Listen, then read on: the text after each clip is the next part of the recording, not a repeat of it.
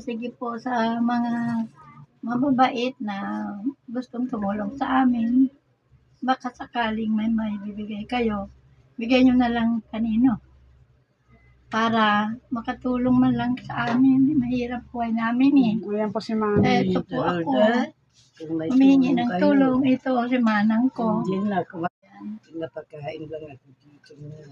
Ilan taon na kay Mami? 84 na siya. Magkapatid po kay Mami? Panganay Opo. namin ning kaya siyang diyan ako nahihirapan na bumuhay. Ading ko to. Kahit anong gawin, walang trabaho eh. Opo. Kaya, Okay. Guys, mga gusto pong magbigay ng tulong kila Mami po. Ayan po kay nanay na may ano po siya, na hindi po makalakad. Open po yung account po namin para po PM lang po kayo sa mga gusto pong magbigay ng tulong kila Mami. Taga-Kalaklan po siya.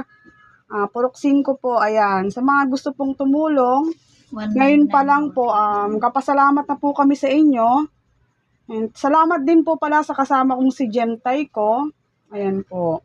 Sa mga gusto pong tumulong, dito lang po kila Mami. Thank you po.